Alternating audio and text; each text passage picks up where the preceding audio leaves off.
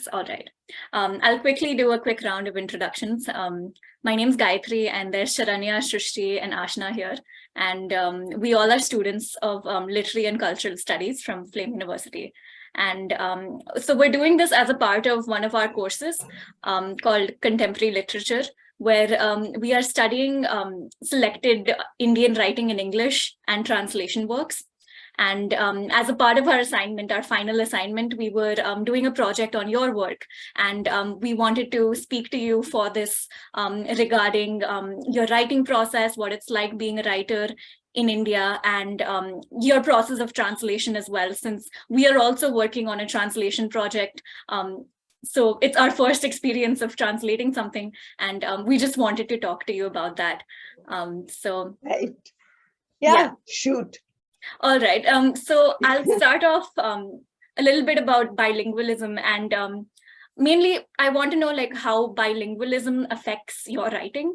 I was reading your introduction by Jerry Pinto, which is Shanta Gokhale as Mercury in The Engaged Observer, where he's written a little bit about your writing process of Rita Velinkar, and how you started off writing the novel in English, and then there came a point where you realized that you're telling yourself the story in Marathi, and then you switched and rewrote Rita Velinkar in Marathi, and that's how it became what it is today. So I just wanted to know, like, can you tell us a little about this? Like, when do you know that which language is right for a novel, and how do you know that? See, after Rita, I kind of decided that my novels would be in Marathi. Right. Because I was writing about this milieu, about the people around me, people I've grown up with, and Marathi was their language, and it seemed to be the right language in which to write about them. Right. And I had, in any case, been writing in Marathi. So it wasn't a kind of a painful switch to make. It came as naturally as English. So that's how then I kind of divided my writing work. My fiction would be in Marathi. And for a long time, even my playwriting was in Marathi. Okay. All my journalism and think pieces were in English. Correct. So it was a very clear division. Okay. But, you know, bilingualism is trilingualism, quadrilingualism. It's all part of how we are in India. Correct. Because it's just a question of deciding that you want to make language A or B your language of expression. Once you've decided that, then you start reading. For people who haven't grown up reading, for instance, my friends didn't grow up reading in Marathi, whereas I did. So for me, it was a cakewalk. If one of them had decided that they wanted to be bilingual, and they would have had to make a little more effort, because I have to say that the printed word in Marathi is somehow not as clear in books, because it's often cheap productions. They can't price the books very high, because our people, our readers, can't afford them. So that impacts the kind of paper they use, the spacing between lines, the font size. And for me now, because my eyesight is not as good as it used to be, I find reading in Marathi rather difficult. So I would understand if people found it difficult, and that becomes an obstacle to trying. But it's something you have to get over if you want to be a bilingual writer. And your question was how being bilingual helps my writing. Right. That's what you asked. I think it makes you flexible. Okay. Somewhere, if I'm writing English, somewhere there's an awareness of the Marathi equivalents of what I'm writing, which are playing out in my mind. And I do feel that they affect how I'm writing the English language and vice versa. Certainly, I know that I carry my Western literature sensibility into my writing in Marathi. So it works both ways. Yeah, I think that's very interesting about carrying Western literature sensibility into your own language. And something that I wanted to ask along those lines was, what is it? Does that bring with it a sense of responsibility when you're writing in an Indian novel, or if not a novel, then just Indian nonfiction in English? Because so one of the essays that we read in our class was Amit Chaudhary's The Construction of the Indian Novel in English. And in that, he speaks about, and I quote this, only in the English language do writers feel the obligation to articulate the post-colonial totality called India. So what I'm meaning to ask is that, does writing in English affect your idea of India when you write? Actually, it's a strange thing. It's a kind of political responsibility that artists have taken on. I carry India in me. Correct. I write as an Indian, whether I write Marathi, English, or Norwegian, or Swahili. I would still be writing as an Indian, and I would still be bringing that sensibility into my writing. So I don't, I think anybody who makes any kind of conscious effort while writing is stunting their writing. It has to flow naturally for it to be good writing. So no, I don't consciously take that responsibility. Also, so since we're talking about writing about India, there's a lot of terms that we've discussed in class that are used to refer to Indian writing. So terms like Commonwealth literature or post-colonial literature. So what is so, and we've studied about why these terms may not be the best things to use when you are talking about Indian writing. So what is your take on some of these categorizations? I don't think about that. I honestly, sorry to say this, but academics is based on nitpicking and giving you theories for you to chew on, and it's your business to chew on them. A writer doesn't bother.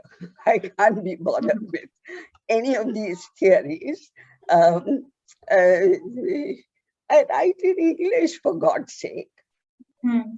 That's it. And yes, I'm Indian. So I'm an Indian writing in English.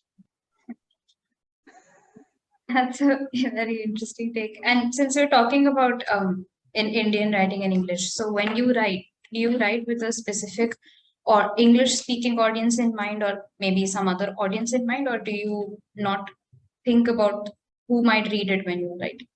That I don't. Something,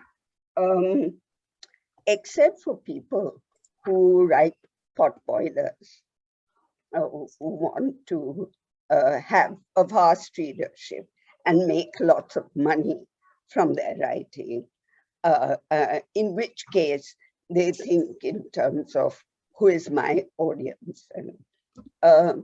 But a literary writer, which is what I am, doesn't really think about this because, how do I know?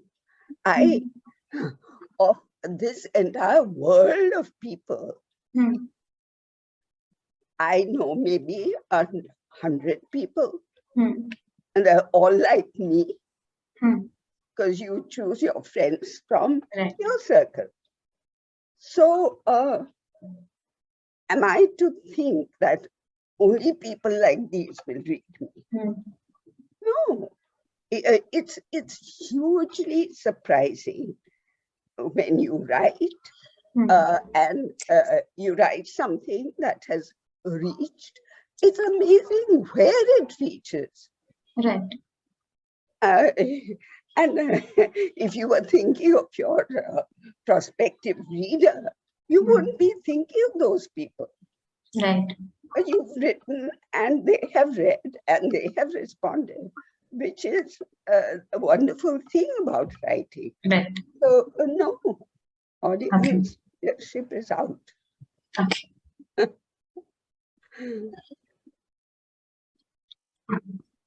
Do you wanted to? Yeah, I had like a similar question, but I think you answered it yourself in the answer to Ashna's question. That like you said that your journalism specifically, like because I do study journalism, it's sort of like I caught on to it. You write your journalism in English, so does that conscious choice is that a choice you make because something like journalism which reaches literally the masses, like with journalism there's usually, let's say, like a call to action associated with it, so because it reaches the masses, would you say it has influenced your choice of English? But I think you already answered this a bit. No, perhaps I haven't. There is one aspect of what you've said, which I haven't answered. Why journalism in English? It's because I came into journalism through the English language. I worked with English language newspapers, which does not mean that I haven't written for Marathi newspapers and magazines. I have, but that has always been on request. I was requested to write a column for Lok Satta. I did for a year. 2 years down the line, another request came to write another kind of column for Lok Satta, which I did. And then for Saptahik Sakar, also I was asked to do a column. I did. So it's not a hard and fast rule at all. But I would say this much, that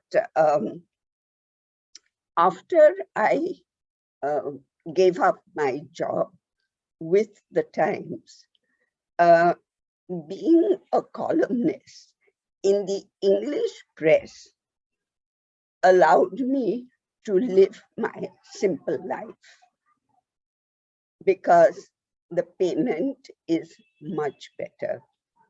The Marathi papers cannot afford to pay writers anything like the kind of money that English papers do.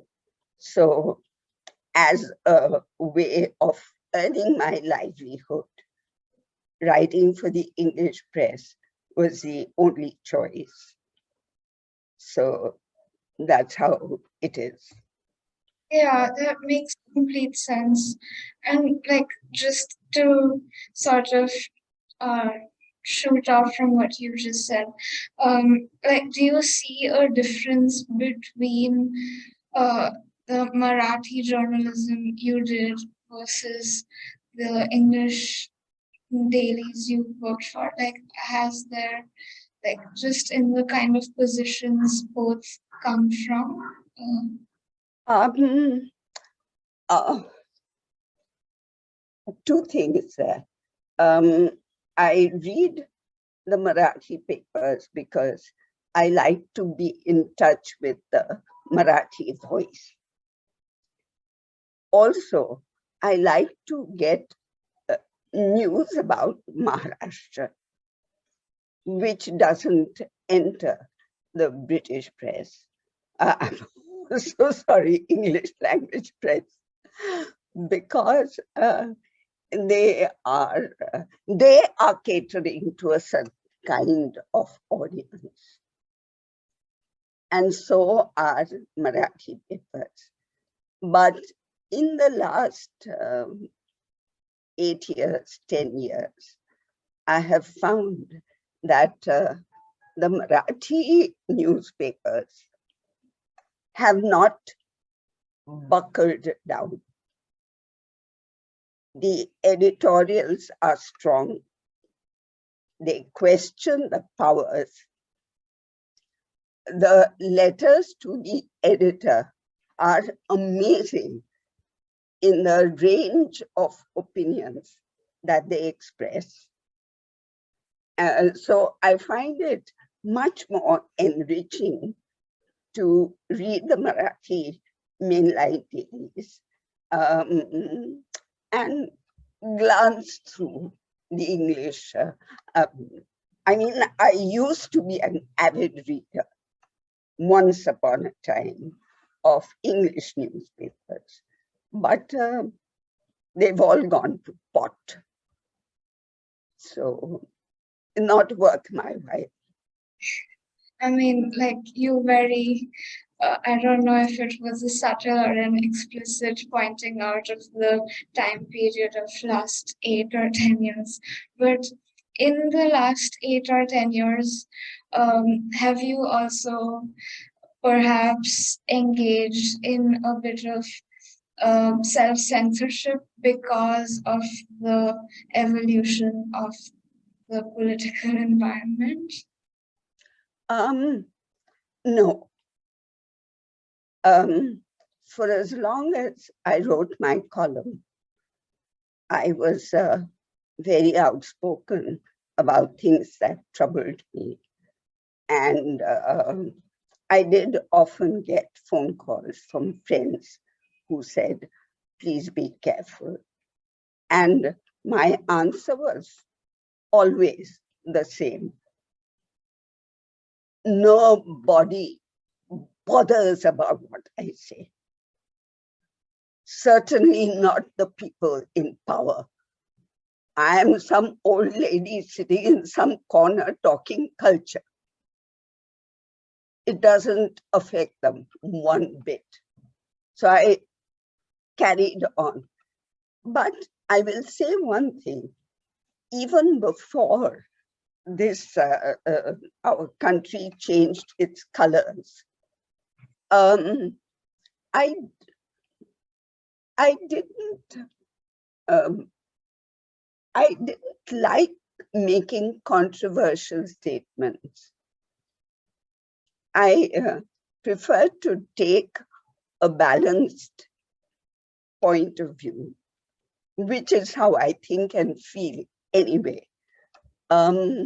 So although I was critical, it wasn't like it has now become. Like now it's just calling each other horrible names. It disgusts me. Very rightly so. But thank you. I think we have other questions about, I think, translation that we would probably like to move on to. Yeah. I had one last question about being a writer in India.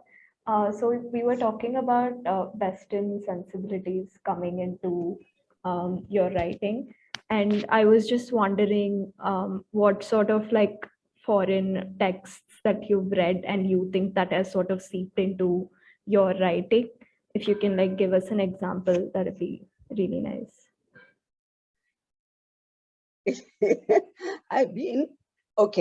I'm 83 and I started reading when I was 7. So you calculate the number of years I've been reading, and a huge amount of what I read is all stored inside of me. And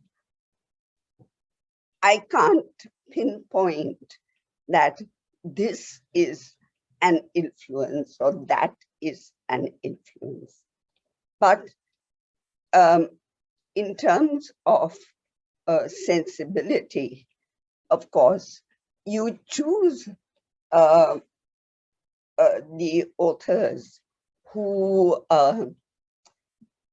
either match your sensibility and are able to express those things in amazing ways, or you look for challenges to your sensibility. So if I read Milan Kundera, I'm challenged because he is a chauvinist, a male chauvinist. And he looks at women in a particular way. But it's a way in which more than half the world looks at women. And it's good to be aware of it. And an opposite viewpoint helps you to crystallize your own. So in that sense, I have read an eclectic range of people who have meant things to me. The Egyptian writers, Turkish writers, Japanese, from anywhere at all. So I can't, but the foundation, I have to say, has always been and continues to be Shakespeare. So, I mean, there is nothing beyond Shakespeare. Aashna, you had a question after this. Yeah, sorry. I just also one question about being a writer, since a bit before we were talking about Marathi literature, and you were mentioning how there's a lot of constraints with regards to the size, font sizes, and the number of pages and text and such. So I just want to know, how do you as a writer, how do you think writers in India generally would find a balance or draw the line between what the kind of things that they may need to write commercially and the kind of writing that they actually would want to do? So how do writers probably strike a balance? No, I don't think there can be any balance at all. Either your inclination is to write popular literature, or it is to write literary literature. And I have often asked myself, I like to relax with detective novels, but even there, I want a detective novel to not mess around with trying to be a literary piece of work. Right. Just go straight. Show me the dead body. Give me the clues. Show me the suspects, and let's come to a conclusion. That's what I expect. So I don't have hierarchies in my mind, Right. but I know where I belong. I often ask myself, would I be able to write a pot boiler? Would I be able to write a detective novel? And the answer is a resounding no. I wouldn't be able to. So one does what one can and be happy with that. Right. So there's no balance as such. I'll give you an example of a novelist, Uddhav Sherke, who belongs to Vidarbha, belonged to, he's gone now. He wrote a fantastic novel, which I've translated. And it was written partly in the Varhadi dialect. Right. And he was stunned by the kind of acclaim it received. And suddenly felt that, okay, now I can become a writer. I can live off my writing. And he asked his publisher, he said, this book is probably quite difficult for people to read. Shall I rewrite it as a popular book? And publisher said, and lose your readership, perhaps? Is that what you're looking for? Because this book has its readership. You want to write popular books, write different books. And he did. He became a prolific popular writer. So obviously he had it in him to do both kinds of things. Or because his first novel was autobiographical and he was being candid and truthful, that was what came through. And the story of his life is a powerful story. So maybe if he tried to write a serious literary novel, after that, he might not have succeeded. Right. So, all kinds of things come into play, but it's not really a matter of choice. All right. Going off the same topic, I also wanted to ask you about, since we're talking about publishers, so I wanted to know, because I'm sure every writer comes from a specific ideology or specific point of view. And so does the choice of, I mean, you said that there's no choice, but if there is ever any scope of choice, does the choice of which publisher you want to align with, is it affected by the ideology of the writer? Or, I mean, again, where does the commercial play? No, wait, let me sort out that question. Every publisher tries to have their own profile. If you go through half a dozen books published by a particular publisher, you come to an idea of where they are coming from, Right. what kind of book they want to publish. And if you feel that you fit that profile, you make your approach to that publisher. But there are others who are publishing other kinds of books.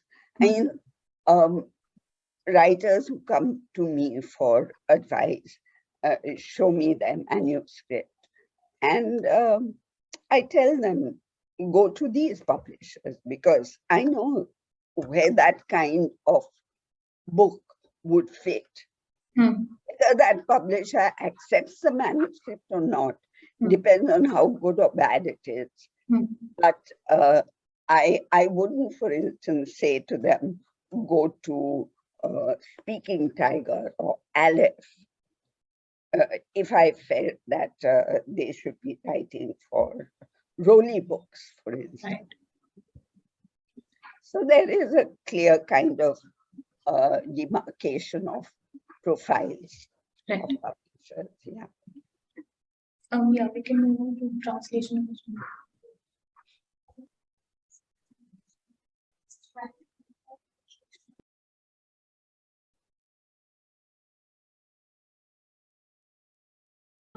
We just wanted to move on from writing and then go like to translation, because you've translated quite a number of texts as well.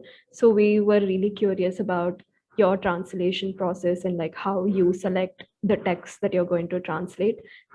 Because like Gayatri was saying, our final project is picking a text and translating it from one language to English. So with that, our professor, his main point was like, why did you decide to take this particular text? So we were wondering how you choose your texts as well. That's not going to help you. I mean, I'll talk about it, but your choice of text, you have to defend. You should be, what it means is that your professor wants you to be conscious of why you are choosing a particular text.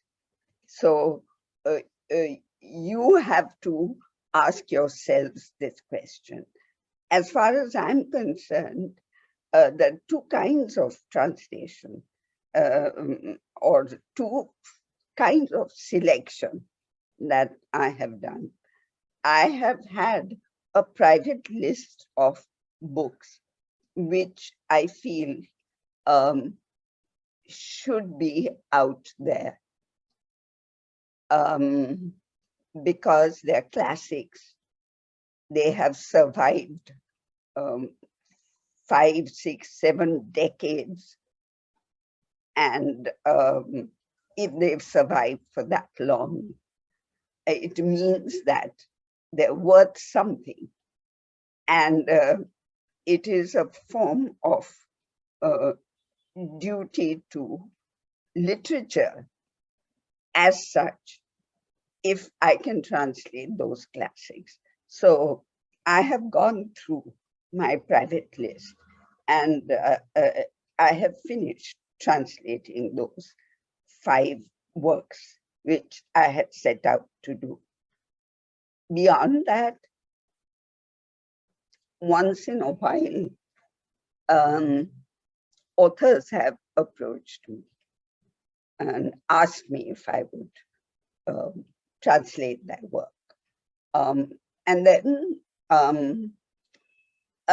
I have wanted to feel some deep connection with the text, because unless I feel that, I know that I won't be able to do my best translating it. So that definitely is one thing, that you need to feel connected. When I think I never had a problem with finding the right kind of language, but there was one instance where I was asked by a prestigious journal to translate a very long essay into English. And I started, and I realized that we had ideological differences on that particular subject. So I had to reject this invitation. On another occasion, I found I didn't have the language to translate that author's work, because he was using language in a very individualistic way. And the several registers of language which I possessed, none of them matched what he was trying to do. So that became a problem, and I couldn't continue with that. So what it means is that one needs to feel connected. One needs to actually love a text. One needs to feel it is worthwhile to translate it into another language, one needs to have the necessary linguistic register to tackle that. And I need to be aligned ideologically with the text. So I'd love to ask you, which text have you selected? For me, I speak Tamil, so I took a short story from this author called Mu Varadarasanar. And it's a really sweet story. It's about literally puppies. And I remember reading this in like 10th grade when I was studying Tamil in school. And it's just like a story that's close to my heart. So I just decided to translate that. Perfect. Everyone has chosen their own text. Yeah. What about you? I speak Gujarati, but I do struggle in reading it. So I've chosen an author. She's called Kundanika Kapadia. She's a Gujarati writer, and I have picked like shortlisted a few stories, but I need my mother's assistance in reading the text. So I've not picked the story, but this is my answer. Achha, okay. You learn to read. This will be your first step. You better Yeah. learn. Yep. No, for sure. And what about you? So I've taken, I speak Hindi, and I've taken a short story called Sayani Bua by Manu Bhandari. And for me, the prime reason was like, as you said, like you need to have the necessary like linguistic skills to be able to translate it. And because this is something that I read in school, it's kind of been drilled into me. And I felt that like, I was really uncomfortable by the idea of first taking on a project to translate something, because I didn't know like if I would be able to. So I wanted something that I was like, I'd read a couple of times before. So, and then there was the connect also, because like, I remember it, like I remember reading it again and again in childhood. So that's why linguistic, like I felt able to translate it, and also like there was a little bit of connect. Right. Okay, and the fourth person? So I also speak Hindi, and I picked Aankhein by Manto. So one of my major reasons also, like you said, the linguistic register. So the kind of Hindi, like the mix of Hindi and Urdu that he writes in, is something that I'm very familiar with, especially in terms of speaking and listening to it, because I'm from North. So that's how they speak. So that is something that I felt was very like I would enjoy translating something like that. And then also the story about how he's so enraptured by the person's eyes that he's not seeing anything apart from those eyes, and how they reveal at the end and everything. So it's kind of, because it's from his perspective, the readers are also not able to focus on anything apart from that person's eyes. And so like there's a lot of hints scattered throughout the story that she is blind, but we don't really notice it because we don't pay attention. Okay. So the twist comes at the end. Yeah. Terrific, sounds good. Anything else?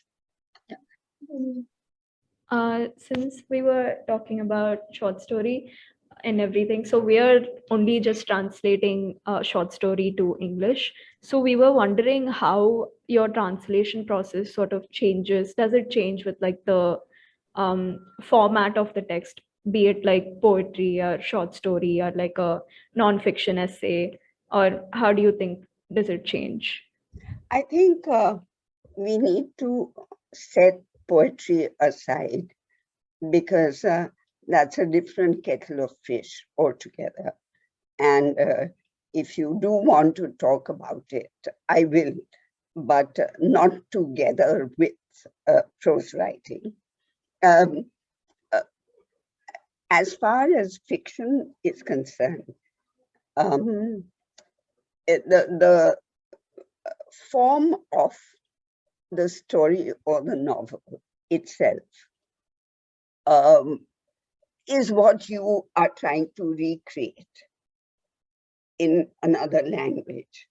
And that's the basic aim of translation, that you are actually recreating. Remember that it's a creative process. It's not donkey work. It is not sitting with a dictionary and looking up words which the dictionary says are equivalent. It doesn't work that way, because every word in every language comes with its own little aura of associations. And your choice of translation depends very much on the entire context. In which context is this word being used, and can you recreate that feeling, that emotion, that tone in the word that you use? So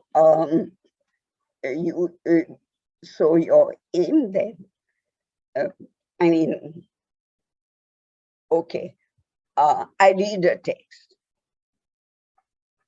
It's a short story, and as I read it, I know that I'm enjoying it very much.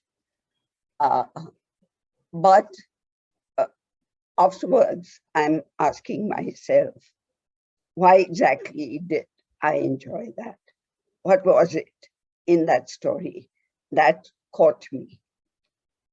And if it is descriptions, if it is humor, if it is characterization, whatever it is, that delight that you had in reading the original, that is what you have to translate.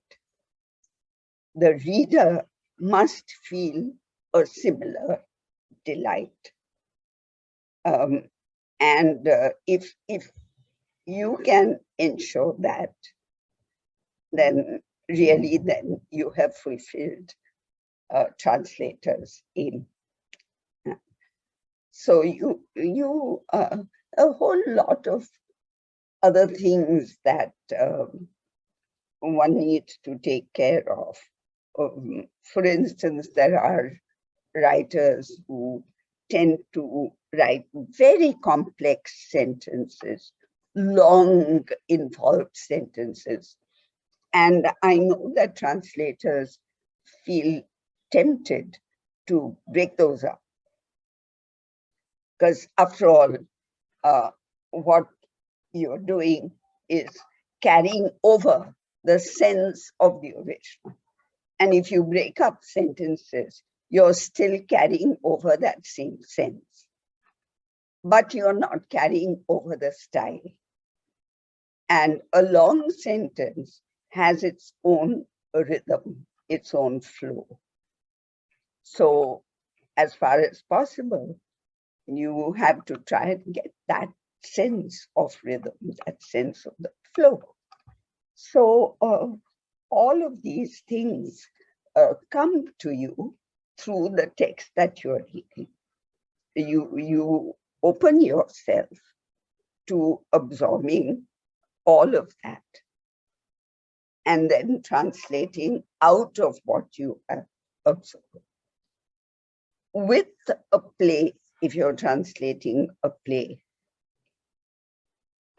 you need to give yourself a little more liberty in translation, because you are actually translating a spoken word.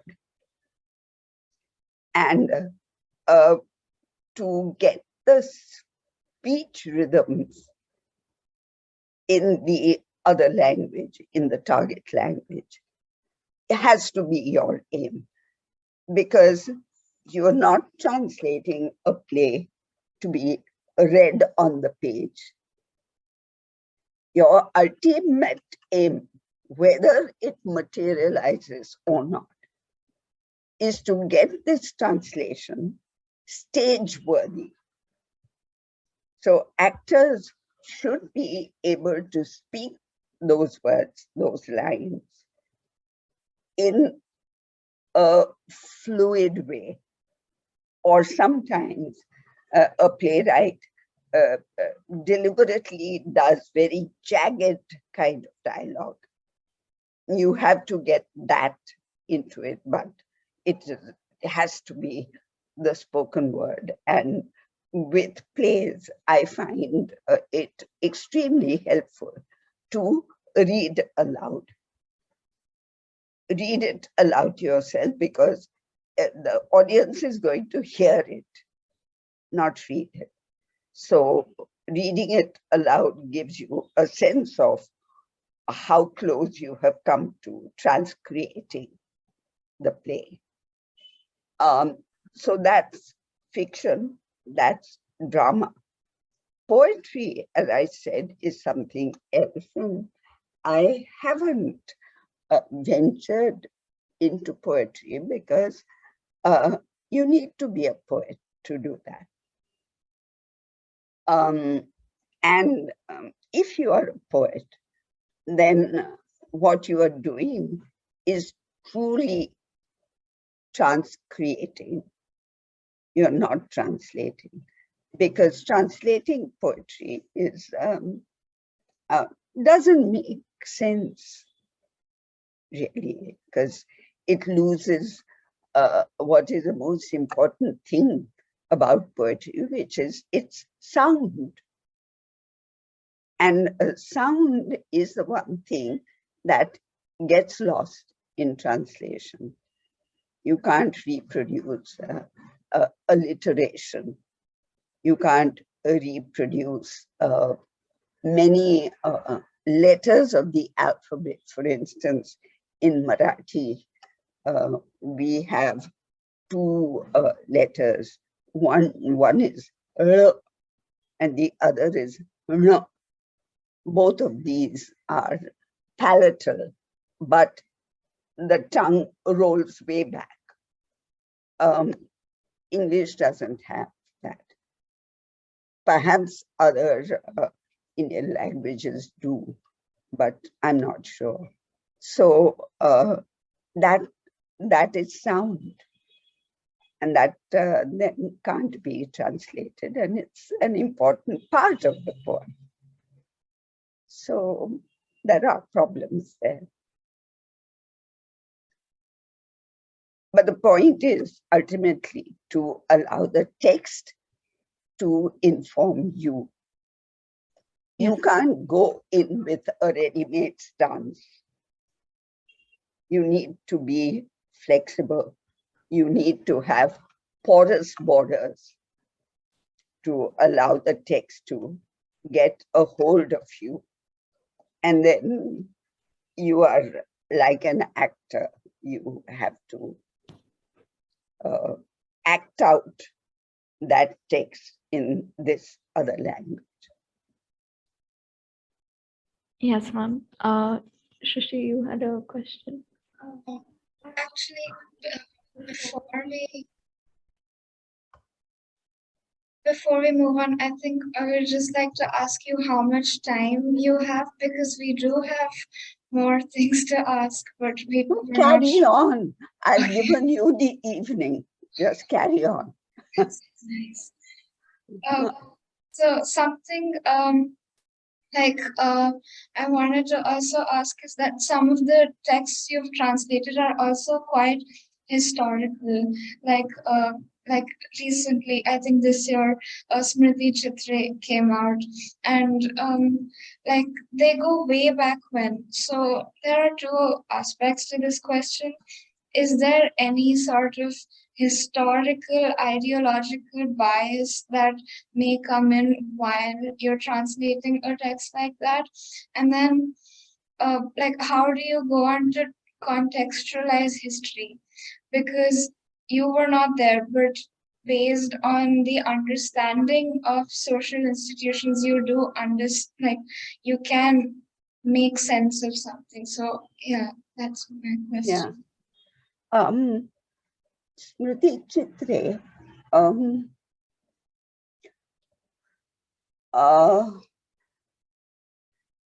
okay. The first and foremost, I have grown up in that culture, and Smriti Chitre was on our bookshelves. I had seen it from the time I was a young girl, and I had read it 2 or 3 times. So it was something that was familiar to me. It belonged to the time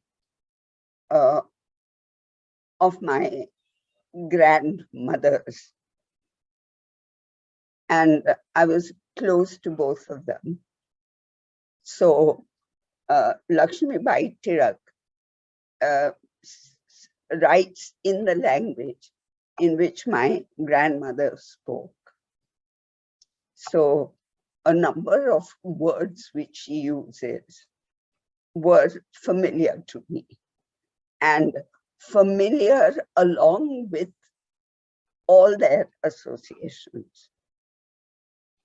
Ideologically, I have been asked, or women who read Smriti Chitre today are very angry with Lakshmibai's husband.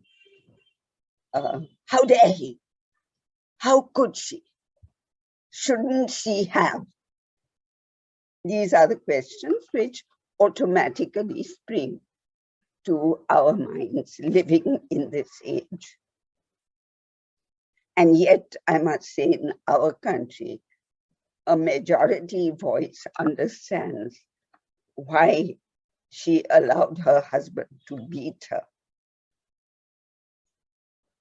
Even today, I'm shocked to read newspaper stories of women who have done their MBA and their IIT and got married and then gone and hung themselves as a way out of a bad marriage, rather than divorce and make a new life.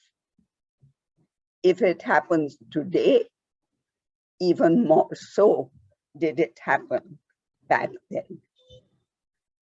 I believe in historicizing ideology. I do not believe in imposing today's beliefs on yesterday's society. So my response to Smriti Chitre was always, yes, this is how it was for women. But look at the spirit with which she responded. I mean, she could tell him off, roundly tell him off. For 5 years, she was able to live away from him without his protection, whatever it was. And then against all social norms that belonged to Brahmin families in those days, she took the decision to go and live with him, but still not convert, still live in separate quarters, and think of the kind of respect that that man had for her and the kind of morality in him that he said, I will not force you to convert. Become a Christian if and when you are convinced. So it took her a long time. She saw how things were. She saw that despite being Brahmin, despite following all the rituals of pollution, non-pollution, the Brahmins rejected her. They didn't want to have anything to do with her. So she realized that she needed to belong to a religion which was open, which would welcome her and treat her with respect. Now, all of this was her thinking. Nowhere in Smriti Chitre does she say that she had somebody to discuss her problems with. We meet people all the time. We have a problem, we go to mothers, sisters, friends. Who did she have? No one. So look at the strength of character that she showed in coming to all these difficult decisions on her own.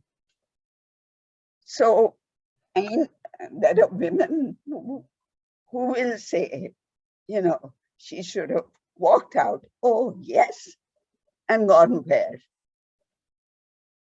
Put yourselves back in that time and tell me, where could she have gone?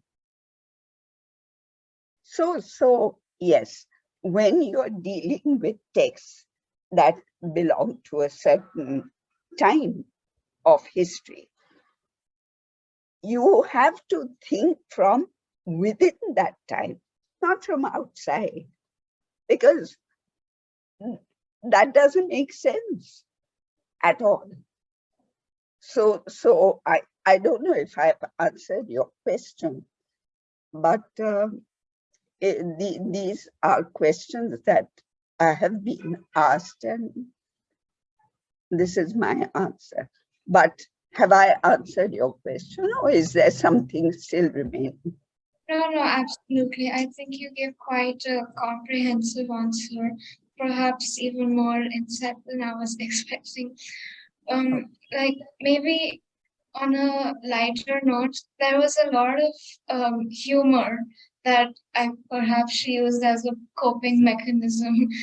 But like, how do you go on to translate something like humor that is one so subjective and to also dependent on the source of like the source text, like the language of the source text? So how do you translate something like humor? See, her humor is not verbal humor. Verbal humor is difficult to translate because often it depends on wordplay, and wordplay can't be translated successfully. Although Asterix translators have done a fantastic job of translating wordplay. But with Asterix, I think because the original French uses a lot of Latin roots, and all European languages have Latin roots, it has been easier to translate wordplay from one European language to another. But it is not so between, say, Marathi and English. So, but her humor comes from her way of looking at the world, her way of looking at her own situation, at the people with whom she lives. And that isn't difficult to translate. For that, you need to be able to share that kind of worldview. And I have always thought of her as a kindred spirit belonging to an earlier age, because what makes her laugh makes me laugh also. So it was no problem at all.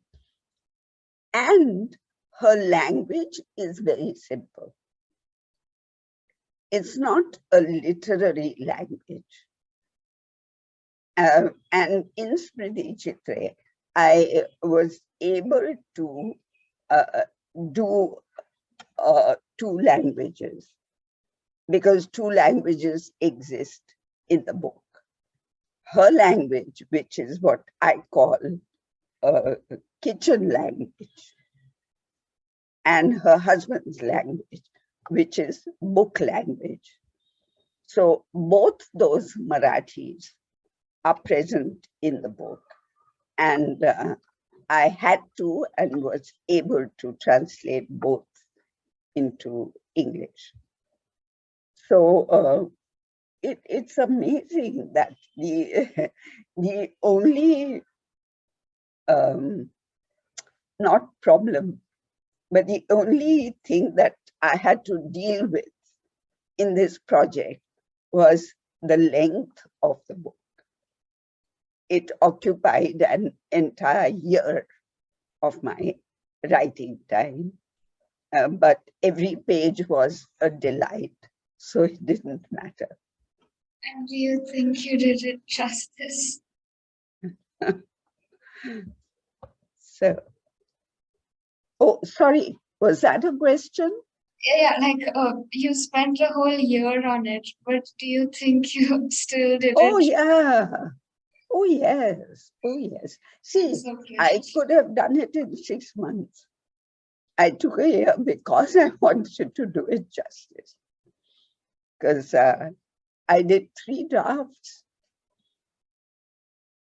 to get it just right, to the extent that I could. That is always the proviso. To the extent that you can, you do your best. Beyond that, it's not under your control. Makes sense. Do you have a favorite text that, or translated text that you've read or you yourself have translated? Just like for a fun question. I just laugh if it's a fun question, because there's no answer to that. I mean, favorite is like, no. I don't even have a favorite color, and there are only 7 of those. I actually wanted to ask your favorite color, but I was advised against it. Yeah. Yeah. But Aashna, do you want to go ahead? Yeah, so I'm a theater minor, and since you write plays and you've translated, so I wanted to speak to you a little bit about theater. And what I wanted to ask, since you mentioned translating plays, right? And most of the plays that we as students also study, especially if we're studying Indian theater, we're all like, we study mostly playwrights like Mahesh Alkunchwar or Vijay Tendulkar or Girish Karnad, and these names. And so what I want to ask, and you also translated a few of them. So what I wanted to ask you was, why do you think there is still such a focus on the older playwrights, and why is contemporary theater or contemporary playwrights not getting as much attention? Do you think it's because of a difference in quality, or is it something else? I think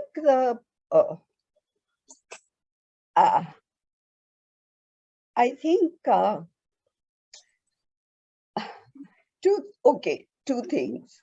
One,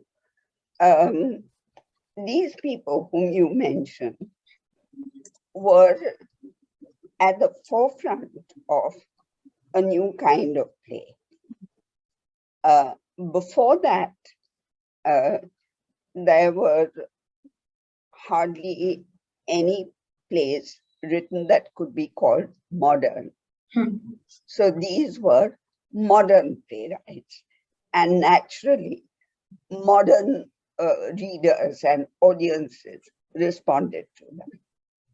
Secondly, back then in the 70s and 80s, the media was hugely interested in culture.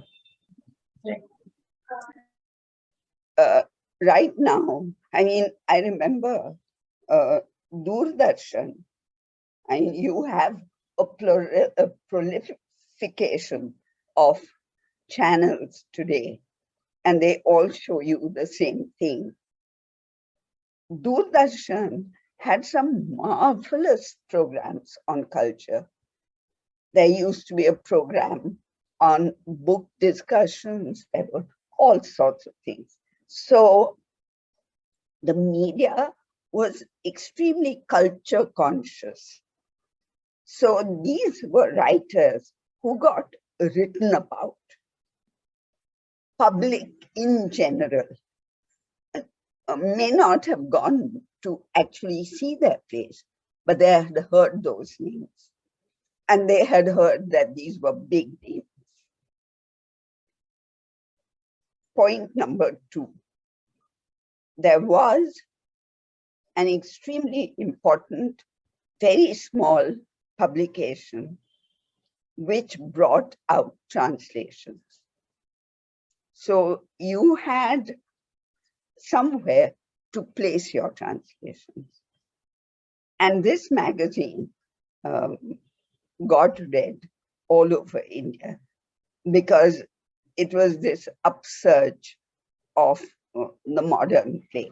And everyone was interested in reading what was happening in different theatre centers. So that gave a boost to translation. Who is publishing translation of plays now? Name me one magazine which does. You live in this world. You have made this world. Where is it? So, who is going to translate new plays and for whom? Right, which is something that I sort of related to what I wanted to ask you next, is that theater has in India has changed so much over the years. And I just want to ask you, where do you think, even not just in terms of translation, for example, but in terms of Indian theater in general, where do you think it stands now as in comparison to what it was before? And how has that changed maybe your approach also towards playwriting or towards how you view theater?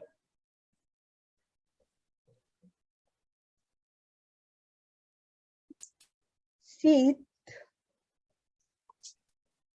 I don't believe in a kind of golden age. Right.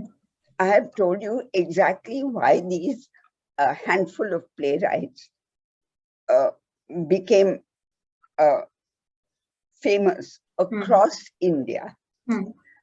It was through translation, it was through media support.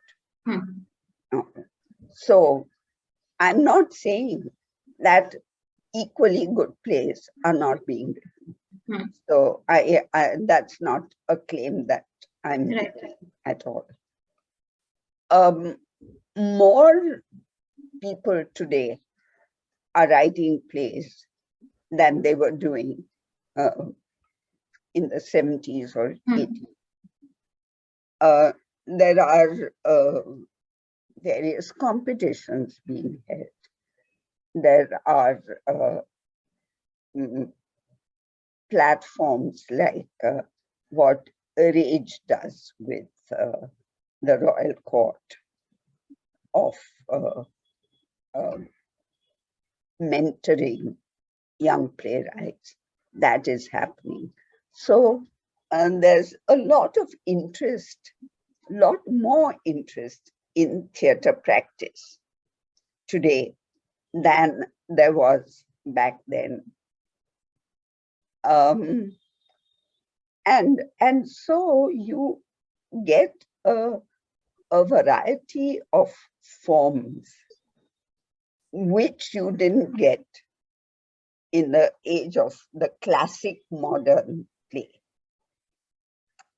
You have devised plays.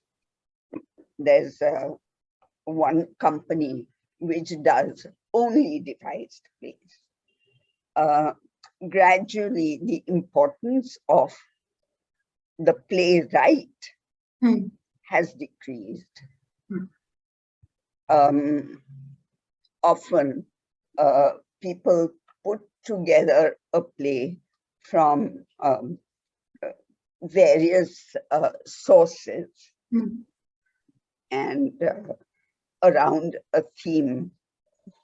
So there's a lot more experimentation in the form of a staged play. A lot of new media are used. You have monitors, so you have speech or action coming from a source that is not a live source.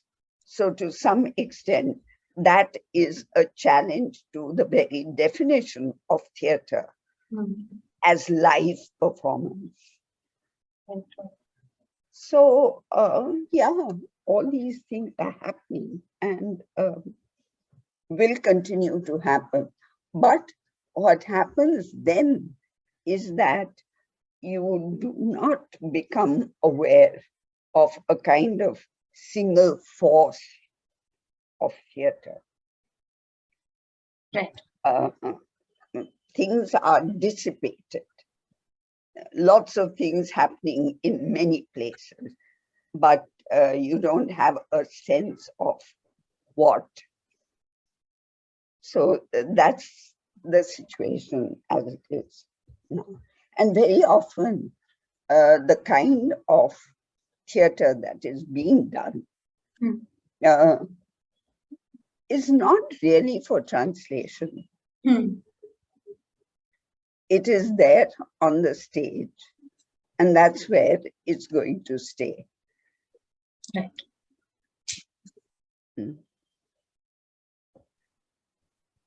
Okay. Yeah, I thank you so much for this. I think we took up a lot of your time, and we're so happy that you've been so prompt in answering all our questions. And we covered like a range of topics, from being a writer in India to translation to journalism endeavors to theater. And this has indeed been very insightful for us. And thank you for being so prompt throughout the process, like even when we were reaching out to you. And we really appreciate this. So yeah, that's it from our end. Thank you. Yeah. I enjoy meeting young people. And if they're enthusiastic, I enjoy it even more. So there was a lot of self-interest involved in getting back to you. Okay. Okay. Okay. All right. Thank you so much, then. ma'am. Thank you so much. Thank you. Have a nice evening. Thank you. Thank you, ma'am. Thank you.